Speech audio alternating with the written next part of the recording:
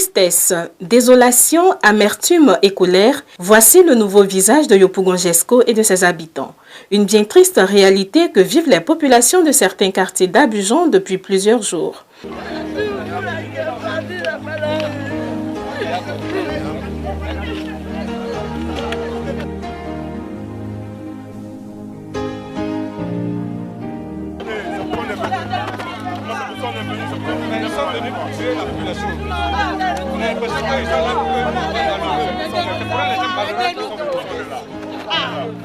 Je disais que ce que nous avons vu, c'est pour nous rendre malheureux, très misérables. Sinon, il n'y a pas de mot à qualifier. Ils arrivent comme ça, spontanément. Non, ils sont venus spontanément. On était dans nos maisons. Rien. Vous n'avez même pas le temps d'évacuer vos affaires? Non. Ils sont même devant vous au dehors. On me dit. Le groupe parlementaire PDCI-RDA à l'Assemblée nationale, meurtri face à cette situation, est monté au créneau ce mardi 27 février 2024. Après un tour sur les ruines, les députés du PDCI-RDA se sont exprimés dans une déclaration afin de trouver des solutions durables pour les familles impactées par les déguerpissements, mais également dénoncer et condamner cet acte qu'ils qualifient d'effroyable, car ce sombre et hideux que revêt cette situation, surtout celle de Yopougon-Jesco, ne laisse personne indifférent. Déclaration du groupe parlementaire PDCI-RDA à l'Assemblée nationale sur le déguerpissement entrepris par le district autonome d'Abidjan à Yopougon-Jesco. Le groupe parlementaire PDCI-RDA a constaté avec amertume et consternation les démolissements enregistrés dans la ville d'Abidjan depuis la nuit du 19 février 2024, mettant ainsi plusieurs familles dans la rue, dormant à la belle étoile, dans le désespoir et dans l'insécurité totale. Le spectacle désolant vécu dans la commune de Yopougon-Jesco est effroyable.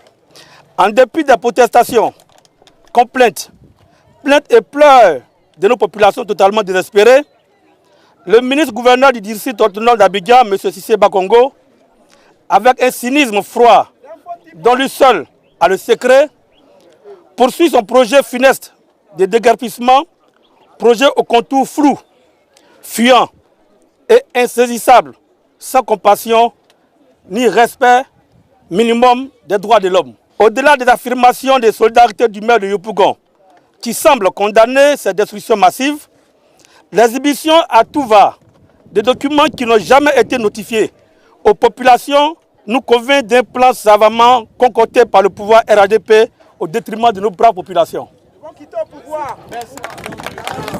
En effet, à l'analyse du comportement des deux responsables du pouvoir, le groupe parlementaire PDCI-RDA constate des véritables contradictions et dissensions internes au sein du RAGP qui l'expose désormais sur la scène publique et dont nos populations, victimes et martyrisées, payent le lourd tribut.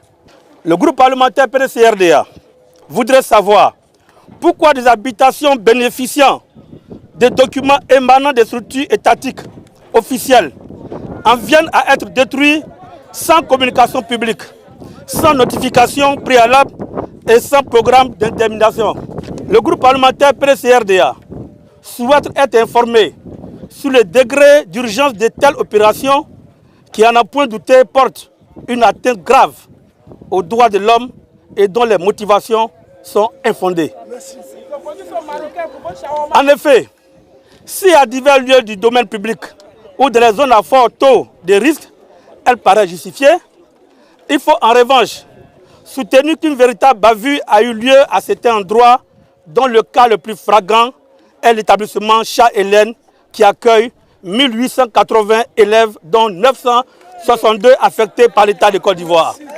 Détruire une école, c'est détruire la jeunesse, c'est détruire l'avenir d'une nation. En ce qui concerne les questions d'éboulement, de glissement des terrains et autres intempéries dues aux pluies diluviennes, le groupe parlementaire PDCI-RDA propose des solutions d'aménagement technique qui par ailleurs sont connues et déjà approuvées, éprouvées, plutôt que des démolitions systématiques. De plus, Si l'État de Côte d'Ivoire a été capable de construire environ 2000 logements à Wongolo-Dougou et à Bouna, avec toutes les commodités, eau, électricité, nourriture gratuite, au bénéfice des réfugiés burkinabés fuyant les affres de la guerre djihadiste, aux frais du contribuable ivoirien, pourquoi ne pas prendre donc le même élan de solidarité envers nos propres citoyens? En définitive, le groupe parlementaire PDC-RDA demande au ministre-gouverneur du district autonome d'Abidjan d'avoir de la compassion pour nos pauvres populations en proie à d'énormes difficultés de survie liées entre autres à la pauvreté et à la cherté de la vie. Le groupe parlementaire PDC-RDA demande donc la suspension sans délai de ces opérations de décapricement inhumaines. Au regard donc de cette situation d'urgence nationale, premièrement, le groupe parlementaire PDC-RDA se propose de soumettre dans les 3 prochains jours une question orale avec débat à l'Assemblée nationale de Côte d'Ivoire. Deuxièmement, le groupe parlementaire PDC-RDA interpelle les organisations nationales et internationales en matière des droits de l'homme afin de trouver des solutions immédiates à cette situation d'extrême gravité. Troisièmement, le groupe parlementaire PDC-RDA invite les partenaires au développement de la Côte d'Ivoire à avoir un droit de regard sur ce qui se passe actuellement en Côte d'Ivoire, notamment sur les questions liées aux conditions de vie des populations fragilisées. Pour finir, le groupe parlementaire PDC-RDA compatit à la douleur et à la souffrance de tous les sinistrés des forces et de toute la population impactée. Le groupe parlementaire PDC-RDA tient à féliciter le président du PDC-RDA, M. Tidjane Thiam, qui, très attaché aux questions des droits de l'homme, a effectué dès les premières heures des démolitions une visite courageuse sur les décombres, sous les balles, les tirs, des gaz lacrymogènes, larmoyants et suffocants, pour exprimer sa compassion, apporter son soutien et témoigner de sa solidarité agissante envers les populations sinistrées. Fait à Abidjan le 27 février 2024, le groupe parlementaire PDC-RDA, le porte-parole à côté Olivier, je vous remercie.